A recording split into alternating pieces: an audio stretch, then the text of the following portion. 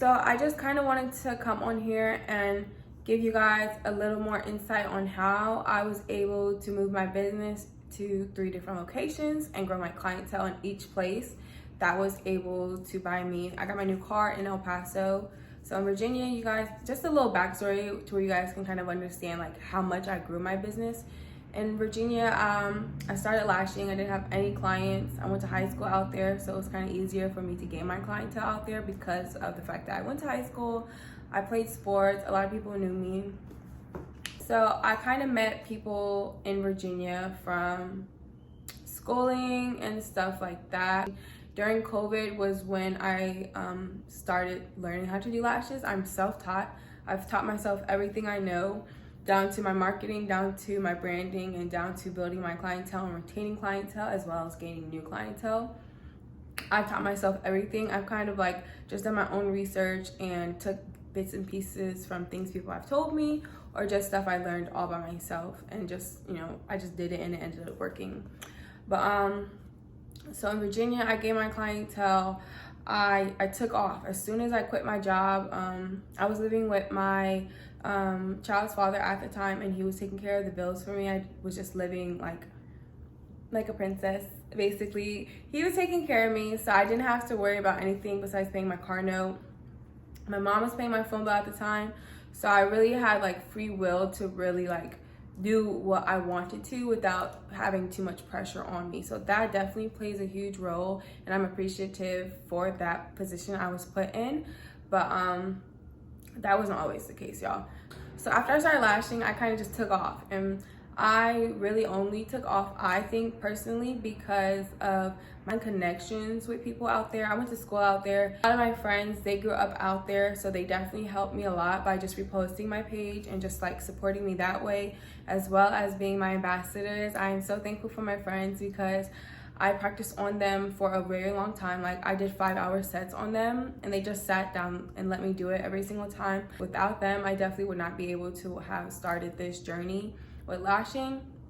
But yeah, so after that, I started lashing. I kind of took off. Like people just were sharing my pictures, people were shouting me out, this and that, and I was just getting booked after that. And I'm not saying my work was the best, but I do think people kept coming back to me mainly because of like every time I did do my lashes, I was extremely confident with my lashes, no matter how bad they were, y'all. No matter how like new I was to doing lashes, I was extremely confident, and I let my clients know that as well. After every set, I gassed their heads up every time, and in the moment, I really was feel like I thought that set was the shit. But now when I look back on it, I'm like, girl, like this set was not that, it wasn't butter. It was not butter, as obviously, because I had to, you know, work on my technique, work on my like on my skills, and get better over time. But in that moment, I really thought my sets were amazing. I thought my sets were so pretty, and now when I look back on pictures, I'm like, damn, like.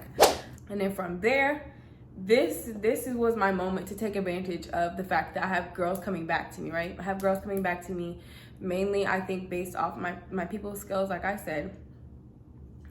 And now they're coming back. All right, so that's Virginia, right? That's Virginia. Virginia, I went up.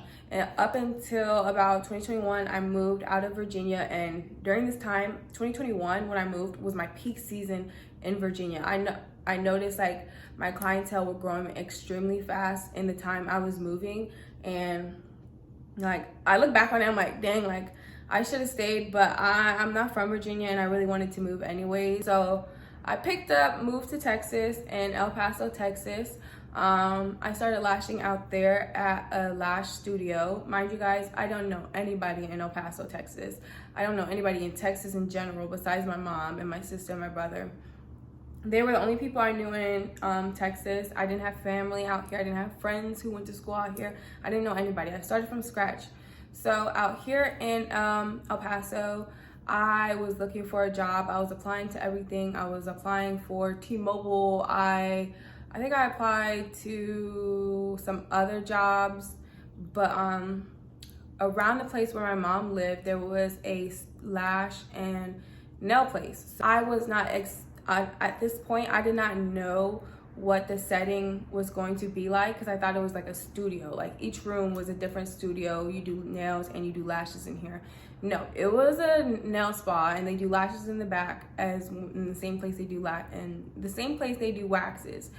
And so once I started working there, I was like, okay, this is not my cup of tea. This was not something I wanted to do at all. But I knew, like, in the moment, every person who came in, I can try to persuade them to come to me and lashes with me at home, or if I end up getting enough clientele here, I can be able to afford a suite. So there I made pretty good checks. Like, I'm not gonna lie, my checks were pretty decent at the beginning, y'all, because it went downhill very soon. Not very soon, but like a couple months in, it did end up going downhill. In El Paso, I did end up going on like their hashtags and just going through it, trying to find some college students to do lashes on. Mind you, the university was about 30 minutes away from me, so it really wasn't ideal for college students to travel to me to get their lashes done, just because I'm so far in this university. Usually some, college students don't bring their cars to school, so it kind of was a little struggle for me at the beginning trying to build clientele. I was reaching out to girls and DMing them and saying, hey, I'm in El Paso, I'm doing lashes, this and that. Two things I started doing. So I was using hashtags to find people in the area, and then I was also using hashtags and finding girls who lived in the area in El Paso that I lived in, and saw if they wanted to get their lashes done with me. A couple months in El Paso, 2-3 months in El Paso, I'm starting to get clientele. Like, clientele are coming in, right? They're not coming in like they were in Virginia because of the people I knew in Virginia, but they started to come in slowly because I was posting still. Like, when I say I was making content, y'all, I was making content. I think my engagement at this time, my time in El Paso, my engagement on my Instagram was 30K. Like, my insights was 30K, and that was mainly because like I was posting 2-3 times a day. When I say I was posting 2-3 times a day, I was reusing the same photos over and over again, because honestly, if you think about it, if somebody does come on your page, sometimes they won't scroll all the way down depending on your aesthetic, and if they like your aesthetic, they will scroll all the way down, but they won't go all the way down. So I reposted a lot of older, videos and pictures I had of clients I did in Virginia, or pictures I just hadn't posted yet, and I just kept resharing my work. I just kept reposting. That's 3 things I did. So hashtags, DMing girls, and reposting. I was consistent, and I know everybody's always like, we know we have to be consistent, but you guys really have to be consistent if you want to build a consistent clientele. Like, just by posting, if your work can be good, but if you're not posting enough and like putting yourself out there enough, you're not going to bring in that traction onto your account enough times for people to actually book with you. So that was happening, and while I was out there, my second strategy was to get another job. So I became a bottle girl out there in El Paso, and I bottle girl for about a couple months. I didn't really do it that long. It was not my cup of tea, to be honest. I just did not really like going to the club that much, and then also nightlife was just not my cup of tea. Like, I like going out, but I don't like being outside for real. So I bottle girled, and I did end up getting some clients from that, which was pretty cool, pretty nice. I was able to meet a lot more people and put myself out there to where I was surrounded by people constantly, and I was surrounded by women as well. So I was able to be like, hey, do you wear lashes? Like, I do lashes, this and that. I did some of my coworkers. I did my boss at that time. So definitely like putting yourself out there. I was on Facebook Marketplace. I was doing really good. Like, my Instagram account was doing really good. I had a lot of viral videos at this time. I was or to offer a lash class. Mind you, I've never offered a lash class before. This was the first time I ever taught a class before or taught anybody anything. So I was very nervous. But I only had like a set amount of classes I was offering. I think I only had like 3 or 4 classes that I was offering, because I never had did it before in my life. And I just was not sure if that was something I was good at. But I offered a class. Now, the nail place was something I did not like working there at all, just because like I do lashes very differently from how she was doing lashes. And we just did not, like, it just wouldn't have worked, because are like everything. This is why they tell you don't go to a nail place to get your lashes done, because I personally was like, I was advocating for a lot of clients, and it was just so much stuff going on that I just was not okay with, that after a while I had to get a studio because I did not want my clients around that. Like, I was just not okay with bringing my clients into that space. And so I ended up getting a studio, and then eventually I did quit the nail place and just full-time was lashing out there. And with doing that, I was able, with working at the nail place was good money because they had consistent flow of clients who were getting lashes, like very small volume lashes or classic lashes. So I did end up like getting paid very well there, enough to where I was able to buy another car. After a while, I decided El Paso was no longer for me and I wanted to move. So I ended up doing classes, and after I finished doing my classes, that was the end of my time in El Paso. I felt like in El Paso, it just wasn't the clientele for me, because in every place you go, you have to pay attention to what the clientele wants. Even if you're a volume lash tech, a classic lash tech, if the area you're surrounded in is predominantly people who get classic lashes and you're volume, mega volume lash tech, wispy tech, you might not like thrive out there as much as you would want to, just because the clientele base is a classic lash. Like in El Paso, it was very family oriented. And now I did get a lot of girls who weren't from El Paso, who were also younger, who were getting like volume lashes, wispy lashes. And it was a lot. Like, they were willing to pay the price because it was like, you know, most people out there were getting classic lashes. So most people did not do volume. Most people did not do wispies like I did. A lot of people weren't doing volume sets like I did as well. And then my lashes just lasted a lot longer. So I was able to definitely charge a good price out there, basically for my value, you know what I mean? So with that being said, after living in El Paso for about 8 months, I ended up wanting to move because El Paso was not for me. El Paso, like I said, is very family oriented, and it was just a very small town and it was not somewhere I wanted to be at all. My whole purpose to moving to Texas was being close enough to Houston to where I can like just drive from my mom's house and work in Houston, but El Paso's far, y'all. El Paso's about 13 hours from Houston, so that was not even possible at all. I don't know why I thought like it was a lot closer, but I did not do the fact checks before I moved out here. So after that, I did end up moving to Houston, Texas, where I am right now. I've been out here for about almost 2 years. In June, it will make 2 years, and now I would say my clientele has grown drastically, but it's not where I would want it to be, mainly because in Houston it is a huge city, and you have to take into account that if you're moving to a huge city, you have to know there is going to be a lot more competition in your area, as well as a lot more diverse clientele as well. And you have to take into account, just because it's like a big city, don't move there thinking like, oh yeah, like I'm gonna do great, I'm gonna do phenomenal. Like, yes, you can, as long as you are doing the right steps to get there, but you have to be mindful. Like, don't think like, oh, like how you can do it in a smaller city and build clientele a little bit faster compared to you can in a bigger city. It's a lot harder to build your clientele in a big city than it is in a smaller city. So just take that into account before you move anywhere. So when I first moved out here, my mindset was that it was going to be easy for me to build clientele, and it absolutely wasn't. It was actually it wasn't extremely hard. I wouldn't say that because of the steps I took to build those clientele, but it was a little bit harder than El Paso and in Virginia.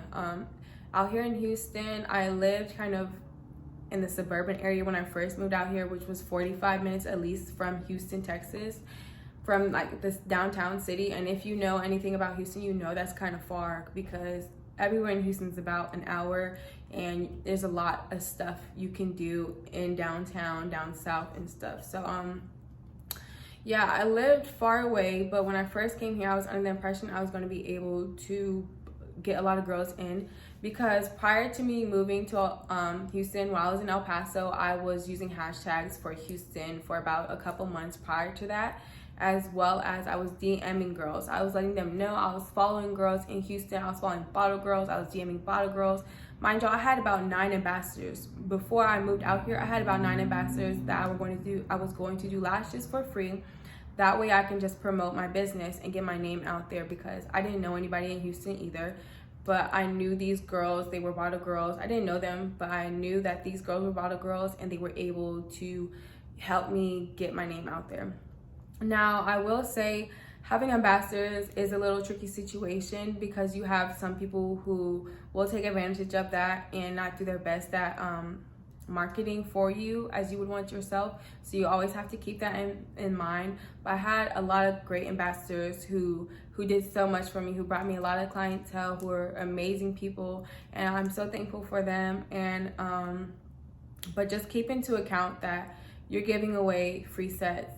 Sometimes people are not good at taking care of their lashes, and that will play a role in how your lashes appear, because at the end of the day, you can do your job at home as a tech, but if your ambassador is not doing their job at home, it's gonna mess everything up a little bit. So I did have a lot of ambassadors before I moved out here. I DM'd a lot of girls, and a lot of girls responded. Some girls did not, and that's fine, but I was able to gain some following off of that.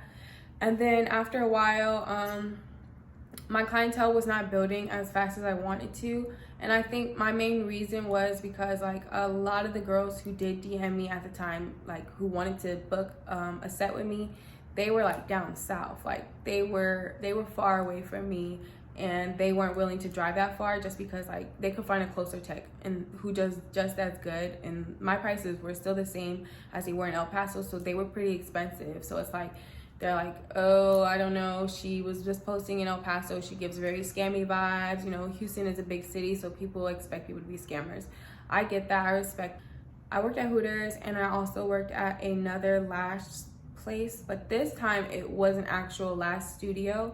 The only thing with that, it just wasn't clientele for me. It was not clientele for me in my sets at all. It was kind of the same thing in El Paso. A lot of them were wanting classic lashes. I do classic lashes, but I'm not a classic lash tech. That's not my I don't specialize in classic lashes, and I don't offer them. So it just wasn't a place for me, and the profit was not making sense. I was there from like 10 to 7, and I was getting paid like $200, but I was charging these ladies like $200, $300 for a set, and that just did not make sense to me.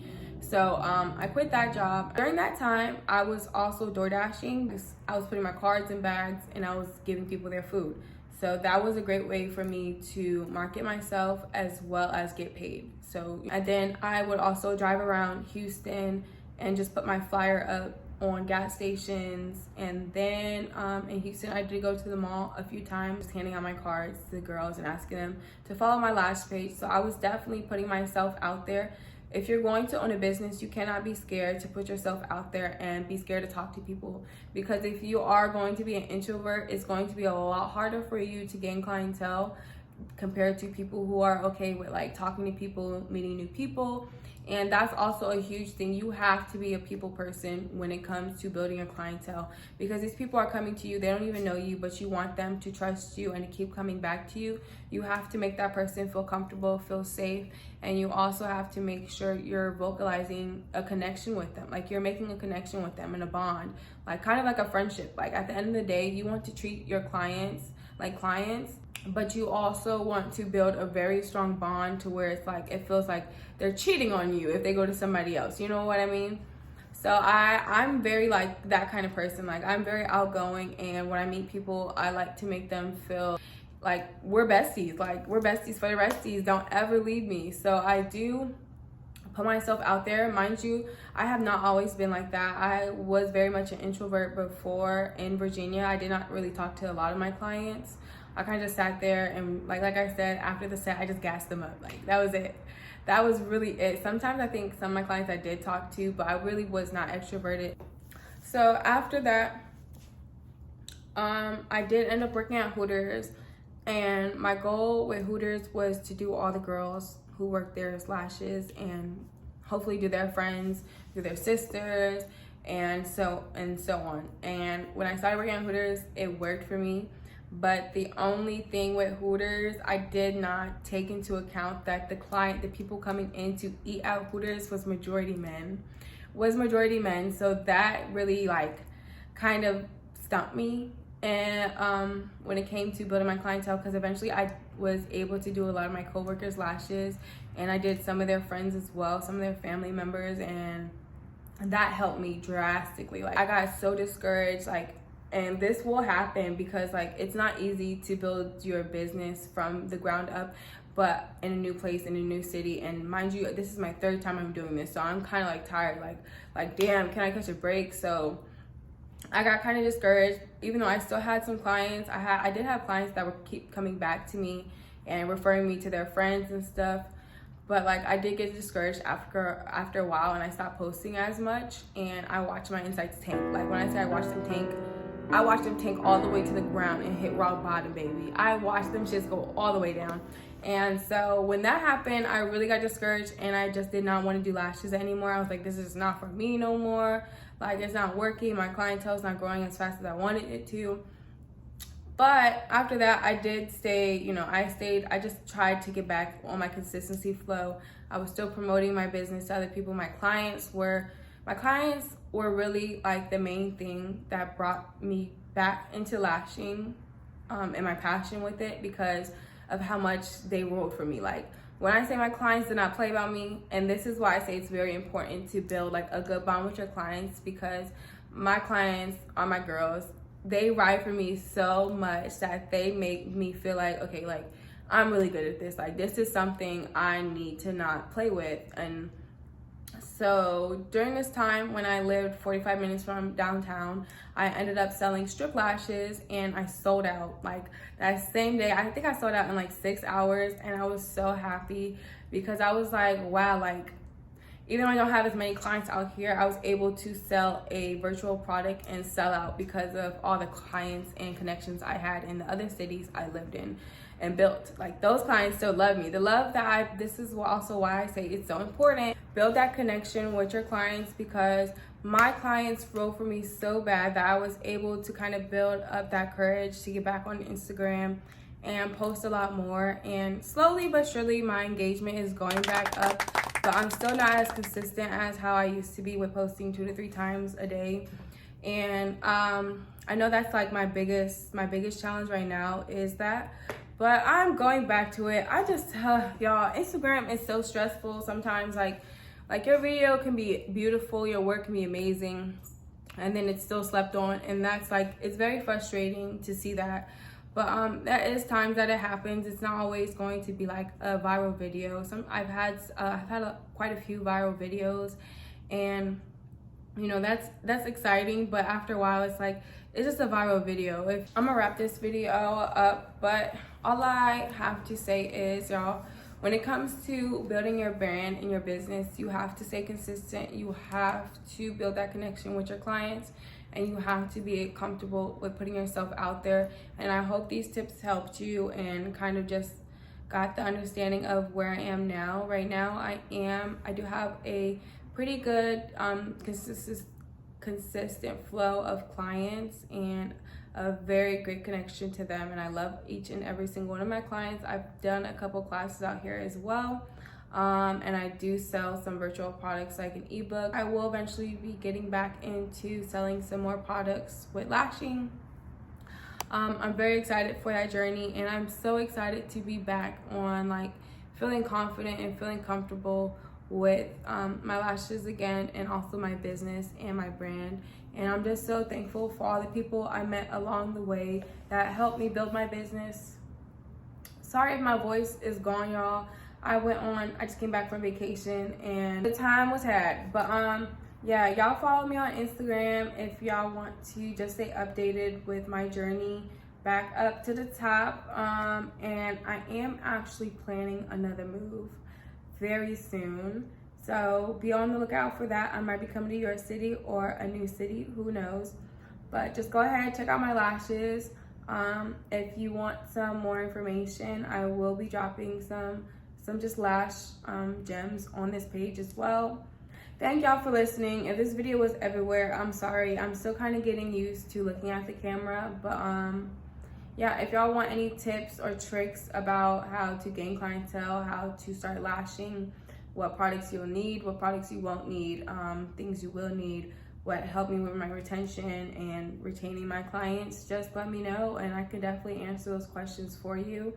But you guys can follow me on the LUX experience. I'll put it in the description box below, and I'll also link it on the page.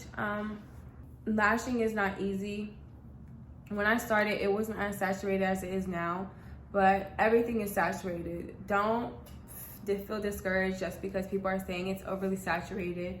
Everything in life is overly saturated. If you have a passion for it, do it. Let your passion carry you through the oversaturation, and I promise you it will work out in your favor every single time. I lie to you not. I am so big on, if it's your passion, do it, baby. Don't let nobody tell you you can't because there's so many people doing it. That would be foolish of you to believe them, all right? So definitely stay down, keep them toes wet, and yeah, LUX out.